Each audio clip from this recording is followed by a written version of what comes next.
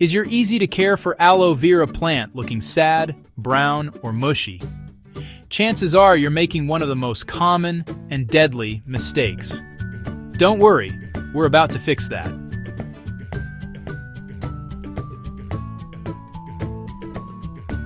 Welcome to Don't Do This Guide, the channel that shows you what not to do so you can finally get your gardening right.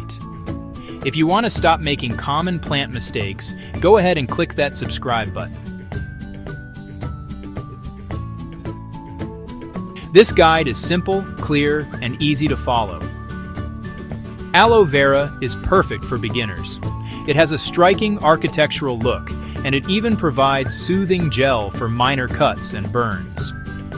Yet people often kill this resilient succulent by accident, usually with well-intentioned but incorrect care. Today we'll focus on 5 key areas: pot and soil, watering, sunlight, spotting problems, and propagation. Follow each step and you'll avoid the classic pitfalls. Your aloe will thrive, grow pups, and be shareable. Together, these basics form a foundation for a long, happy relationship with your plant. This is about education, not criticism. Think of us as a friendly teacher. We'll use simple words and explain necessary terms. Take a deep breath. Success is just around the corner. Let's get started on the first, and perhaps most critical mistake. The single biggest mistake people make with aloe vera involves its home, the pot and soil. Aloe plants absolutely need good drainage to survive. A pot without holes traps water and forces roots to sit in soggy soil. A perfect breeding ground for root rot. Root rot will swiftly and surely kill your aloe. Pick a pot with drainage holes. Terracotta or clay is ideal because it breathes and helps wick moisture away. That porous material lets the soil dry more evenly and faster. Regular garden soil or standard potting mix holds too much moisture. Use a cactus and succulent mix. Look for ingredients like sand, perlite, and pumice. They create air pockets and drain quickly. No mix handy? Make your own. 1 part potting soil to 1 part perlite or coarse sand. A good mix stays light, resists compaction, and dries faster between waterings. This protects delicate roots from constant moisture and rot. Plant at the same depth. Never bury the leaves or the crown where they emerge.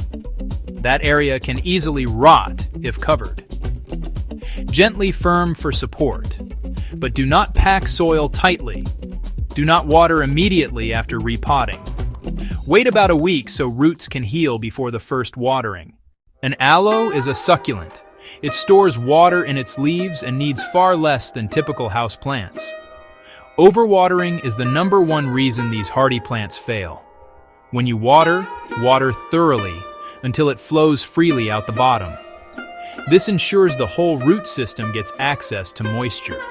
Then wait until the soil is completely dry. If you feel any moisture 2 inches down, do not water. In winter dormancy, you might water once a month or even less. In brighter, warmer months, the soil dries faster. Water a bit more often. Always empty the saucer after 10-15 minutes so water isn't wicked back into the pot. Free drainage is your aloe's life insurance. Yellow, translucent, mushy leaves signal too much water. Thin, wrinkled leaves signal too little. For underwatering, give 1 thorough drink, then return to your careful schedule. Resist the urge to water again before the soil dries. Patience beats routine. Respond to what the plant actually needs. Getting the sunlight just right. Hint: it's not full, scorching sun all day. Aloe loves bright light, but hours of intense direct sun can burn leaves. Indoors, place near a south or west-facing window, a little back from the glass or filter with a shear. An east window with gentle morning sun is also a great choice. Low light causes etiolation. The plant stretches and thins as it reaches for more light. Too much hot sun shows as browning, reddening, or white scorched spots. Moving outside? Acclimate over 1 to 2 weeks. Start in shade, then increase sun gradually. Rotate the pot a quarter turn weekly or bi-weekly to keep growth even. Plants are phototropic. Rotation ensures equal light for balanced, upright growth. The result, a more attractive and stable plant. Remember, bright, indirect light indoors, gradual sun outdoors, and consistent rotation. Brown. Crispy tips can be sunburn or cold drafts. Fix it by providing bright, indirect light and avoiding open windows or heating vents. Keep its environment stable. Yellow, translucent, mushy leaves with a swampy smell point to overwatering and possible root rot. Stop watering for several weeks and let the soil dry completely. For severe cases, unpot the plant and inspect roots. Trim away any soft, brown, or black roots with a clean, sharp tool. Let the plant air dry for a full day so cuts can callus. Repot in fresh, completely dry, succulent soil. This emergency step often saves the plant.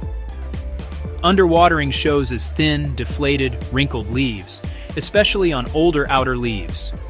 Fix it with one deep watering, then wait. Do not overcompensate.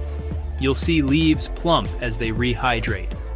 Leaves can fall from physical shock, drops or rough handling during repotting. Aloes aren't frost tolerant. Keep temperatures above 10 degrees Celsius and avoid sudden drops. Pests include mealybugs and scale. Wipe minor infestations with mild soapy water. For stubborn cases, use insecticidal soap weekly until gone. Aloe produces offshoots called pups. Free new plants for your collection or to share. Wait until pups are at least 2 to 3 inches, and ideally have their own roots.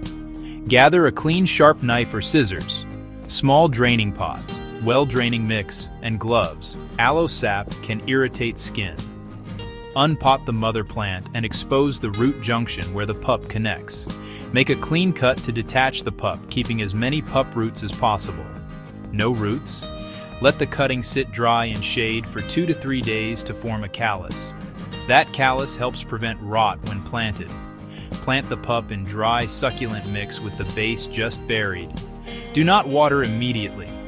Wait 3 to 7 days, then give a very light drink. Keep it in bright, indirect light and be patient.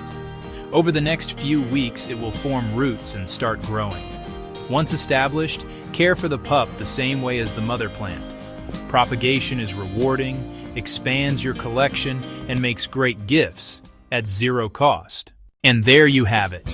The most common mistakes to avoid when caring for your aloe. We covered the right pot and the right soil, mastered watering, found the perfect light, diagnosed problems, and propagated pups. By avoiding these simple but deadly mistakes, you are now fully equipped to care for your plant. The key is to be observant. Your aloe will tell you what it needs.